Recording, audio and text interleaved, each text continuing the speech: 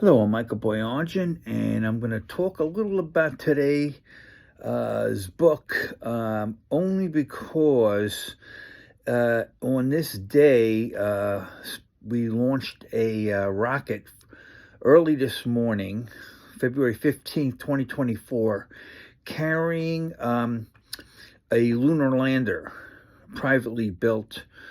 The first time it lifted off, it failed. Now, this one separated successfully from the main rocket, and in 9 days, we'll hopefully do a safe landing on the moon.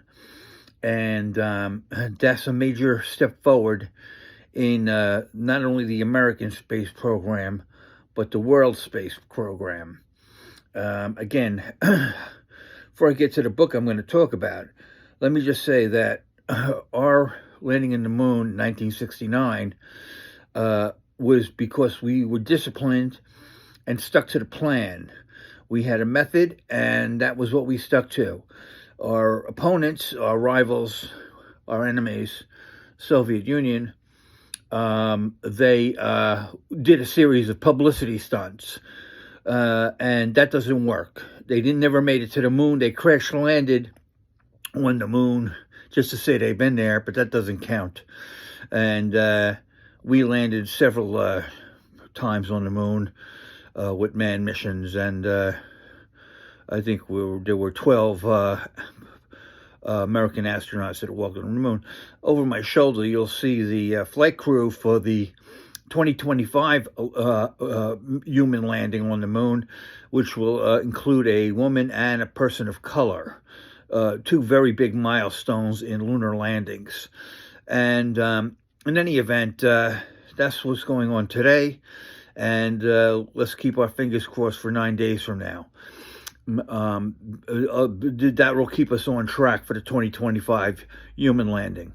What I want to talk about, though, is my late wife, Jerry's father, Gus Wagner, who was, along with Jerry's uncle George, instrumental in the lunar lander program in the 60s and early 70s that landed our astronauts on the moon from the main capsule. And actually, on Apollo 13, brought back the crew from possible disaster. The LEM carried them back to Earth. Incredible.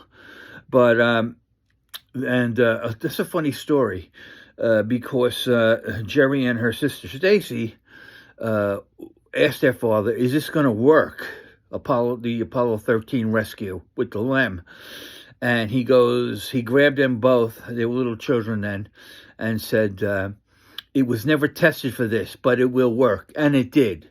It did work.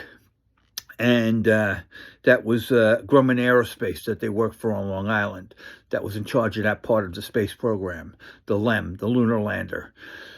And you can see a couple of the landers on display at the Space Museum there by the Nassau Coliseum. In any event, the book I'm talking about is Moonshot, the Gus Wagner story, and it's about my father-in-law and his modesty with his role in such a monumentally human endeavor. We used to sit there while he barbecued hot dogs and hamburgers quietly, just content to do so. And we'd go over the family tree, which they had done manually in the 70s, and I was doing on Ancestry, going further back in time. I think I went back to 206 AD to a barbarian king, Dagobert, dead and dead. The speed I was going back, I thought I was going to be like a Da Vinci Code connection there, but it stopped around 206. Could be, I should reactivate my membership and see if they've made some headway, and maybe it does go back further. I don't know. But in any case, we would be talking about, this king, the Huguenots, the American Revolution soldiers, Civil War, and there's Gus quietly cooking his burgers and hot dogs, sometimes with Uncle George, and they're just laughing it up. And the whole time there, you're looking in the family tree, you're looking at 2,000 years of history, and there, right by the barbecue grill, are two guys that took part in the greatest endeavor in human history, the landing on the moon, okay? And that was 1969, and it was a planned, methodic mission that began with the Mercury astronauts, Gemini, and Apollo. And we saw Buzz Aldrin, the second man to walk on the moon, in Central Park once, Jerry and I was 10 feet from him, and to this day I regret not walking up and shaking his hand. But in any case, he said, it took us 10 years to reach the moon, referring to President John F. Kennedy's mandate to reach the moon and return safely within 10 years. And but in the next 30 years, and that's at the time we saw him in Central Park, we've done absolutely nothing. And it was at that point, I think, things took off. Privatization started. The Mars Jet Propulsion Lab had great success with the Mars missions. I mean, just the fact that you can listen to recordings of the sound of tires crunching on the soil of Mars, when for the longest time we thought there was no sound on Mars, and even the rotary helicopter sound. People make a big deal, the Chinese have landed on Mars. Yeah, well, they landed, so did Qatar and other countries. It's no big feat to land at this point, but to get your rover up and about, that's another thing. Their rover just sat there. It was dead on arrival.